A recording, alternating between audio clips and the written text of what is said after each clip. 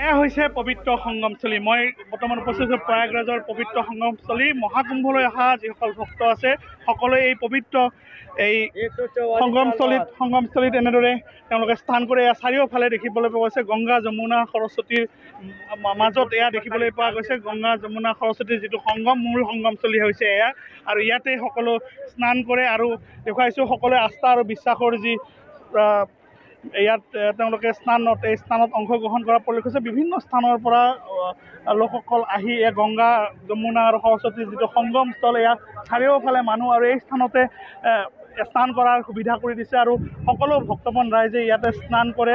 দেখিবলৈ পাইছে গংগাৰ আন এটা পাৰ, আনহাতে এইফালে যমুনাৰ পাৰ, আৰু এই মাজতে সংগম, তলত সৰস্বতী আৰু তিনিটা নদীৰ যি পবিত্ৰ সংগমস্থলী, এই সংগমস্থলীতেই অনুষ্ঠিত হয় কুম্ভমেলা। 12টা পূৰ্ণ কুম্ভৰ পিছত 146 বছৰ পিছত হৈছে মহাকুম্ভ, আৰু এই মহাকুম্ভতেই পবিত্ৰ স্নান কৰাৰ বাবে এনেদৰে হাজাৰ হাজাৰ লোক ইয়াত সমবেত হৈছে। চাৰিওফালে কেৱল নাও, আৰু নাওত লোকসকল পাৰৰ পৰা আহি মধ্যভাগত ইয়াতে আহি স্নান কৰে। আৰু মই দেখুৱাইছোঁ পাৰ, মোৰ পচনে দেখুৱাই আছে এয়া পাৰ, আন এটা পাৰ, আৰু সেই পাৰটোতো দেখিবলৈ পাইছোঁ অগণন মানুহ। চাৰিওফালে কেৱল মানুহ, আৰু এই সকলো পাৰৰ আহি ইয়াতে স্নান কৰে। গংগা যমুনা সৰস্বতী যিটো পবিত্ৰ সংগমস্থলী বুলি কোৱা হয়, সংগমস্থলীত স্নান কৰে। আৰু ইয়াতে সকলোৰে বিশ্বাস যে ইয়াতে মহাকুম্ভ স্নান কৰিলে পুণ্য লাভ কৰে। আৰু সেয়ে সনাতন হিন্দু ধৰ্মৰ যিটো এটা যুগ যুগ ধৰি চলি আহি থকা এক পৰম্পৰা, সেই পৰম্পৰা অনুসৰি 12 বছৰৰ মূৰে মূৰে অনুষ্ঠিত হয় পূৰ্ণকুম্ভ, আৰু সেই 12টা পূৰ্ণকুম্ভ সমাপনৰ পিছতেই হয় মহাকুম্ভ। আৰু মহাকুম্ভত স্নান কৰাৰ বাবে মই আন এটা পাৰত দেখুৱাইছোঁ অগণন মানুহ এনেদৰে নাৱৰ জৰিয়তে মাজত সংগমস্থলীলৈ আহিছে, আৰু সংগমস্থলীত আহি তেওঁলোকে ইয়াত অংশগ্ৰহণ কৰা পৰিলক্ষিত হৈছে। আমি পবিত্ৰ সংগমস্থলীৰ পৰা দেখুৱাইছোঁ এই দৃশ্য।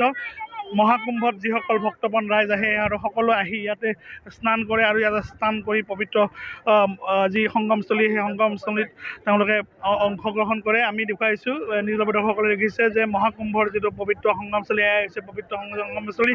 ইয়াতে সকলো ইয়াতে স্নান কৰে, আৰু স্নান কৰি তেওঁলোকে নিজৰ মনোকামনা পূৰ্ণৰ বাবে ইয়াতে পূজা অৰ্চনাত অংশগ্ৰহণ কৰে। আৰু অকল ভাৰতবৰ্ষৰে নহয়, বিভিন্ন প্ৰান্তৰ পৰা অগণন যিসকল ভক্ত আহিছে, এই ভক্তসকলে ইয়াত পবিত্ৰ গংগাত স্নান কৰা পৰিলক্ষিত হ'ল। আৰু আমি এই ৰাতিপুৱাৰে পৰা এনেদৰে অগণন লোকে আহি ইয়াত পূৰ্ণকুম্ভত অংশগ্ৰহণ কৰি স্নান কৰা পৰিলক্ষিত হৈছে। আৰু চাৰিওফালে কেৱল মানুহ, নিজৰ দৰ্শকসকলে দেখিছে, আৰু মাজলৈ গৈ সকলো ইয়াত স্নান কৰিছে। আৰু এইফালে গংগা আহিছে, আনফালে যমুনা আহিছে, দুইটা, আৰু তলত সৰস্বতী নদী বোৱা বুলি কোৱা হয়। আৰু তিনিওটা নদীৰ এই স্থানতে সংগমস্থল, আৰু এই সংগমস্থলেই পবিত্ৰ স্থান বুলি কোৱা হয়। আৰু প্ৰয়াগৰাজৰ এই পবিত্ৰ স্থানতেই 146 বছৰৰ মূৰত যি মহাকুম্ভ হৈছে, সেই মহাকুম্ভত আচলতে এনেদৰে। ৰতন কলিতা, আপোনাক ধন্যবাদ জনাইছোঁ।